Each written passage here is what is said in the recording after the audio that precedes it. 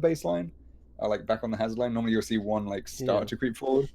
So it'll be interesting to see who starts trying to get that advantage. And straight away we see both players already juicing, or already puffing, good sign. And a bit of a whiff there by Ali. Chucked the shield up. I guess he expected it to clip it, but unfortunately it just wasn't enough. And that is not a good start for Drakov, being forced to slide at the start, already down on the perfect chain. But it doesn't matter. A well-placed shot by him will squeeze between Ali and the wall and find it nicely. Yeah, so we do have a sweet gun for Drakov as well, thanks to that experience. So he's going to give it to Drakov for that reason, and already looking pretty good, 24 points to 0, but his game versus, who is it he was playing? Actually, no, I'm thinking on someone else, I think so. But yeah, Drakov definitely looking like he has shaken off some bad plus for sure, going for the wall ride. He's just up right now though, so he has Alitalios on the defensive, and rope a dope coming out from Alitalios.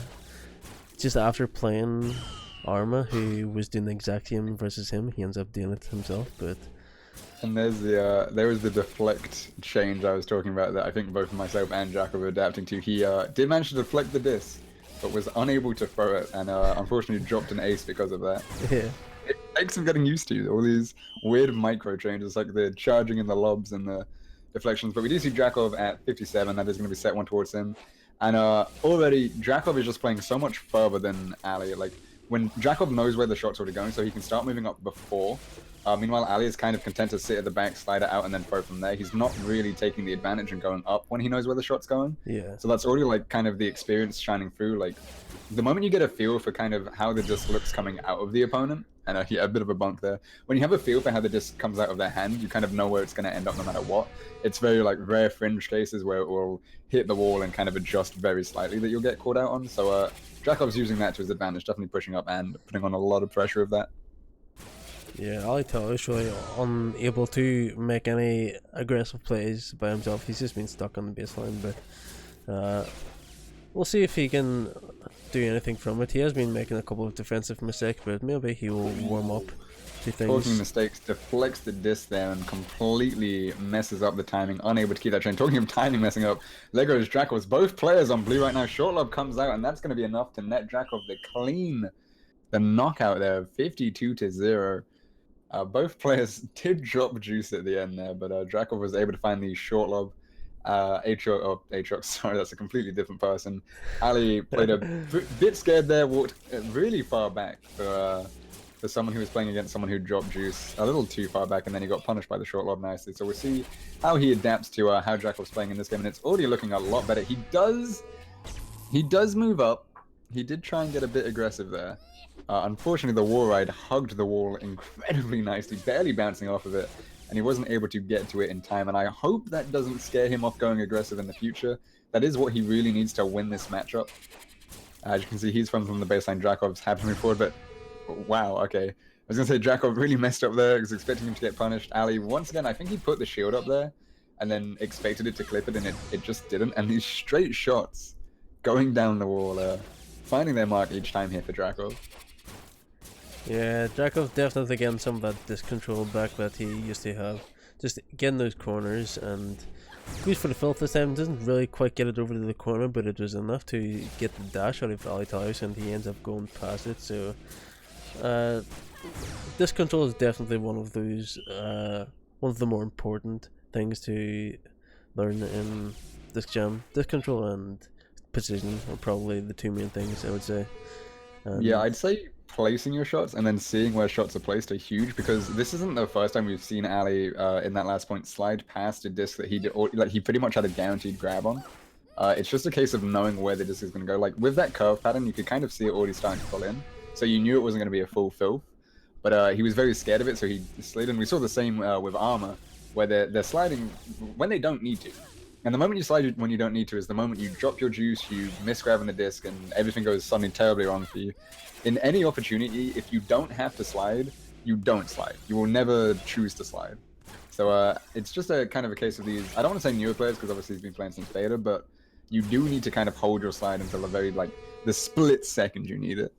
Yeah, for sure. And Alitalios definitely playing a bit more preemptive. He's trying to react to where he think Drakov is going to go, rather than waiting until the actual shot is being placed like Drakov is. So Drakov has a couple of times tried to move a bit early, but for the most part he's waiting until his opponent throws the disc and then he moves for it. So that's the kind of playstyle you want to go for. You want to wait until you see where the disc is going, and it's been working out so well, pretty good for Drakov. But Alitalios finally managing to find himself in the lead and only 9 points away from actually taking a set.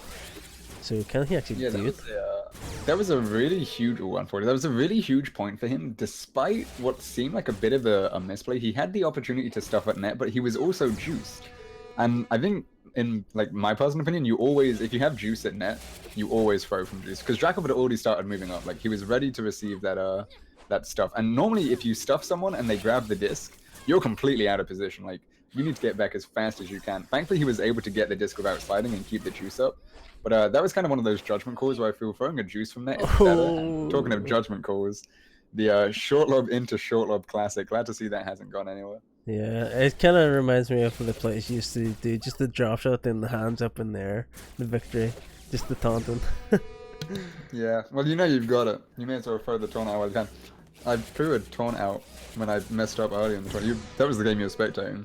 And I have no idea how I got that disc.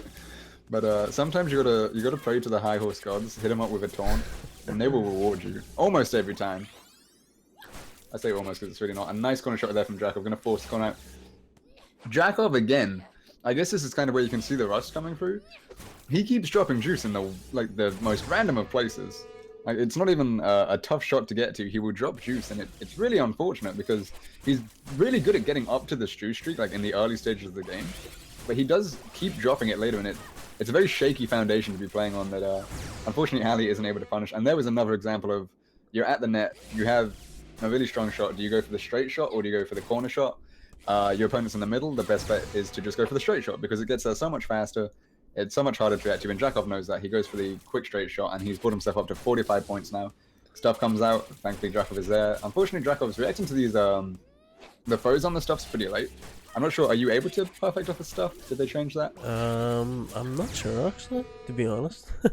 I have no idea. I assume you can, so maybe a bit of mistiming there from Drakov, but other than that, everything else he's doing is looking great. He's got his shot placement up on par. He's nailing these wall rides from every part of the court. He's able to keep up the consistency. And was that only game 1? That's the second game, so Drakov is already up 2-0.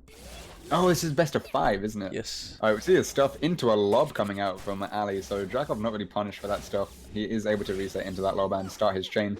He does get juice first, forces the slide out of Ali, and a big one coming out, bouncing, almost zigzagging across the court there, is going to catch Ali unaware. And a pretty big 16-point rally for this early on the game. So you can already tell, like, Ali's just finding his element a lot more. We're not really seeing low-scoring points. Talking of 10 coming in, may as well be an ace. Yeah, so he actually did manage to pick up a set last game, which he got 2-0 in the first game, I think. So we may see some sort of fight back from Alitalios, but hopefully it won't be too late.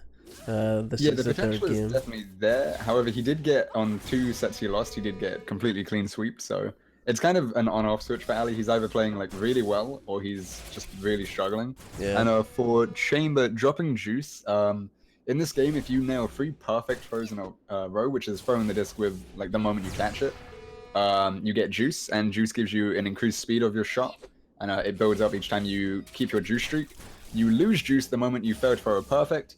Perfect is a pink trail, so anything else is blue, white, or blank. And the moment you throw one of those, you lose your juice, and suddenly you're in a pretty bad situation because your shot has lost so much power. And the 49 curse, so I can't see it upholding, but in case you guys do not know, 49 is just such an unlucky number to be on in Disc Jam. The amount of times we've seen players lose while being on 49 points, it really is a curse. But Drakov is just up right now versus Alitalios' desperate defense, and Drakov says not this time. He finishes it out, goes up 1-0 and trying to finish out the series 3-0. Yeah, if he wins this set, he will be going on to the finals to match up against Hybrid. And at this rate, it does look like he's going to be doing that. Uh, some interesting short lobs come about. It was surprising he actually got to that short lob. Again, I talk about experience a lot. That's kind of where it shined through. He knew he didn't have to slide for it, which meant he was able to throw that perfect. There was just a lot of confidence coming out of Drakov in comparison to Ali. And I guess that's just experience. Like, if you're new to tournament scenes, if you're new to the game, you might feel a little shaky after losing 2 games, but you can always reverse sweep. You can always come back. And unfortunately, dropping Juice again and Drakov nailing.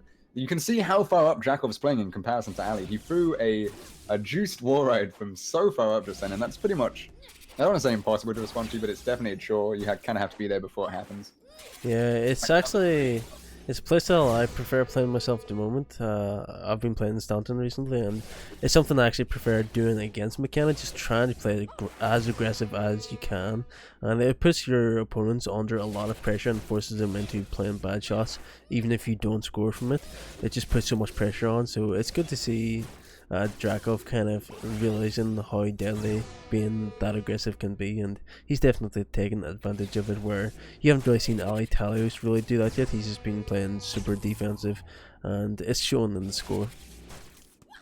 Yeah, as we were saying, the McKenna versus McKenna matchup is pretty much positioning based, but it's not just like positioning back to the middle dot and positioning against shots. It's the position of your own shots and when you receive the disc. And because he's been able to throw from so far up, Ali has been forced to slide to the discs. And then you get the sudden juice discrepancy, and Drakov just won the game. That is 3-0 to Drakov. Congratulations, Ali, for getting this far. But unfortunately, Drakov is going to move on to the not the grand finals, because losers have to win twice, right? So this is just the normal finals. Yeah, so